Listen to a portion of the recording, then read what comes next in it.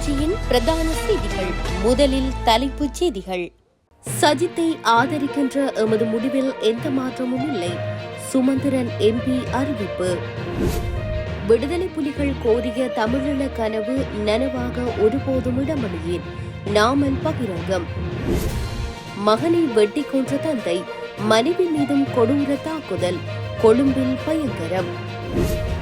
கொல்கத்தாவில் கொடூரமாக கொல்லப்பட்ட பெண் மருத்துவர், பாரியளவில் வெடித்துள்ள போராட்டம். தொடர்பான விரிவான செய்திகள். ஜனாதிபதி தேர்தலில் சஜித் பிரேமதாசவை ஆதரிக்கின்ற முடிவில் எந்த மாற்றங்களும் இல்லை என இலங்கை தமிழரசுக் கட்சி மீண்டும் அறிவித்துள்ளது. இலங்கை தமிழரசுக் கட்சியின் பிரதானிகள் குழு ஒன்று அண்மையில் கூடி இந்த முடிவு உறுதி செய்ததாக அதன் பேச்சாளர் எம்.ஏ. சுமந்திரன் தமது எக்ஸ் தளத்தில் பதிவிட்டுள்ளார். சஜித் பிரேமதாசவை தவிர ஏனைய எந்த வேட்பாளர்களுடனும் பேச்சுவார்த்தை எதுவும் நடத்தப்போவதில்லை, ஏற்கனவே எடுக்கப்பட்ட முடிவில் எந்த மாற்றமும் இல்லை, கட்சியின் மத்திய செயற்குழுவினால் மேற்கொள்ளப்பட்ட தீர்மானங்களை அமுலாக்குவது குறித்தே தற்போது ஆராயப்படுகிறது என்றும் சுமந்திரன் கூறியுள்ளார். வடக்கு கிழக்கு இணைப்பிற்கு சில கட்சிகள் கொள்கை ரீதியில் ஆதரவு தெரிவிக்கின்றன. இதற்கு நாம் ஒருபோதும் இடமளிக்க மாட்டோம். விடுதலை புலிகள் அன்று கோரிய தமிழீழ கனவு நனவாக ஒருபோதும் இடமளியேன் என ஸ்ரீலங்கா பொதுஜன பெரமுன கட்சியின் ஜனாதிபதி வேட்பாளர் நாமல் ராஜபக்ஷ தெரிவித்தார். பரப்புரை கூட்டம் ஒன்றில் உரையாற்றும் போதே அவர் மேற்கண்டவாறு கூறினார். அவர் மேலும் உரையாற்றுகையில், நாம் ஒற்றையாட்சியை பாதுகாப்போம், மாகாண சபைகளுக்கு போலீஸ் காணி அதிகாரங்களை வழங்க மாட்டோம், அனைத்து மக்களினதும் மதம் மற்றும் கலாச்சார உரிமைகள் பாதுகாக்கப்படும், முதலீடு என்ற போர்வையில் தேசிய வளங்களை விற்பனை செய்யும் சூழ்ச்சி நடவடிக்கைக்கும் இடமளிக்க மாட்டோம் என தெரிவித்துள்ளார். கொழும்பு ரத்மலானி பகுதியிலுள்ள வீடொன்றிற்கு நேற்று அதிகாலை ரகசியமாக நுழைந்த தந்தையொருவர் உறங்கிக் கொண்டிருந்த மகனை வெட்டி கொலை செய்ததுடன் மனைவியை கத்தியால் தாக்கிவிட்டு தப்பி சென்றுள்ளதாக போலீசார் தெரிவித்துள்ளனர். மாளிகாவ வீதியிலுள்ள வீடொன்றில் வசித்து வந்த 26 வயதுடைய லஹிரு லக்ஷான் என்பவரே இவ்வாறு படுகொலை செய்யப்பட்டுள்ளார். கொலையாளி என சந்தேகிக்கப்படும் நபரின் 54 வயது மனைவி பலத்த வெட்டுக்காயங்களுடன் மருத்துவமனையில் அனுமதிக்கப்பட்டுள்ளார். சந்தேக நபரான தந்தை வேறு பகுதியில் வசித்து வந்துள்ளார் என்பதும் தெரியவந்துள்ளது.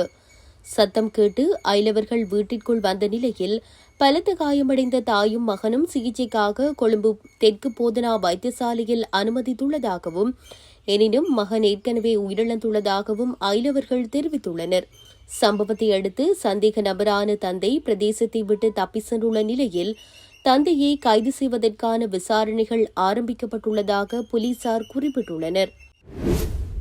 இலங்கை கடற்பரப்பிற்குள் எல்லை மீறி மீன்பிடியில் ஈடுபட்ட குற்றச்சாட்டில் கைது செய்யப்பட்டு விளக்கமறியலில் வைக்கப்பட்ட 35 இந்திய மீனவர்களையும் தொடர்ந்து இம்மாதம் 18ஆம் தேதி வரை விளக்கமறியலில் வைக்குமாறு புத்தளம் மாவட்ட நீதிமன்றம் நேற்று உத்தரவிட்டுள்ளது.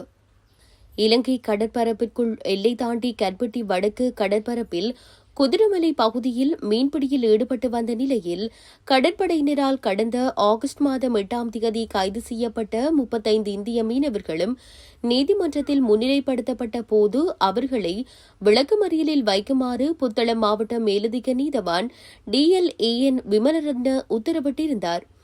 4 படகுகளில் இந்தியா தமிழகம் பகுதியிலிருந்து மீன்பிடி தொழிலுக்காக வருகை தந்த மீனவர்களே இவ்வாறு கைது செய்யப்பட்டு விளக்கமறியலில் வைக்கப்பட்டுள்ளனர். குறித்த இந்திய மீனவர்கள் 35 பேரும் எல்லை தாண்டி புத்தளம், கற்பட்டி வடக்கு, குதிரமலை கடற்பகுதியில் மீன்பிடியில் ஈடுபட்டுக் கொண்டிருந்த போது கடந்த ஆகஸ்ட் மாதம் 8ஆம் தேதி கடற்படையினரால் கைது செய்யப்பட்டனர். குறித்த இந்திய மீனவர்கள் பயணித்த 4 விசைப்படகுகளும் மீன்பிடிப்பதற்கு பயன்படுத்தப்பட்ட உபகரணங்களும் கடற்படையினரால் கைப்பற்றப்பட்டுள்ளன. இவ்வாறு கைது செய்யப்பட்ட 35 மீனவர்களும் மேலதிக சட்ட நடவடிக்கைகளுக்காக கற்பட்டி பிரதேச கடற்றொழில் நீரியல் வளத்துறை திணைக்கள அதிகாரிகளிடம் ஒப்படைக்கப்பட்ட பின்னர் அவர்கள் புத்தளம் மாவட்டம் நீதிமன்றில் ஆஜர்படுத்தப்பட்டனர். கடந்த ஆகஸ்ட் மாதம் 3ஆம் தேதியும் 5ஆம் தேதியும் கற்பட்டி குதிரமலை பகுதியில் எல்லை தாண்டி மீன்பிடியில் ஈடுபட்ட இந்திய மீனவர்கள் 57 பேர் கைது செய்யப்பட்டு விளக்கமறியலில் வைக்கப்பட்டுள்ளனர். விளக்கமறியலில் வைக்கப்பட்ட 57 இந்திய மீனவர்களில் 12 பேருக்கு அபராதம் விதிக்கப்பட்டுள்ளதுடன் ஏனையவர்கள் தொடர்ந்தும் விளக்கமறியலில் வைக்கப்பட்டுள்ளமை குறிப்பிடத்தக்கது. கொல்கத்தாவில் படுகொலை செய்யப்பட்ட பெண் பயிற்சி மருத்துவருக்கு நீதி கோரி பாரியளவில் போராட்டம் வெடித்துள்ளது. கொல்கத்தாவில் உள்ள ஆர்ஜிகர் மருத்துவக் கல்லூரியில் பெண் பயிற்சி மருத்துவர் ஒருவர் கூட்டுப்பாலியல் வன்புணர்விற்கு உட்படுத்தப்பட்டு கொலை செய்யப்பட்டிருந்தார். குறித்த சம்பவத்துடன் தொடர்புடைய கொல்கத்தாவில் போக்குவரத்து காவல் தன்னார்வலராக பணியாற்றி வரும் சஞ்சய் ராய் மற்றும் மருத்துவமனையின் முன்னாள் முதல்வரான சந்தீப் கோஷ் ஆகியோரை காவல்துறையினர் கைது செய்து விசாரணைகளை மேற்கொண்டு வருகின்றனர். இந்த நிலையில் குறித்த சம்பவம் தொடர்பில் முறையான நடவடிக்கைகள் மேற்கொள்ள வேண்டியும் மற்றும் தகுந்த நேரத்தில் உரிய நீதி கோரியும் பல இடங்களில் போராட்டங்கள் முன்னெடுக்கப்பட்டு வந்தன. இதன் அடிப்படையில் கொல்கத்தாவில் உள்ள வைத்தியர்கள் தொடர் போராட்டமாக பாரிய போராட்டத்தை முன்னெடுத்துள்ளனர்.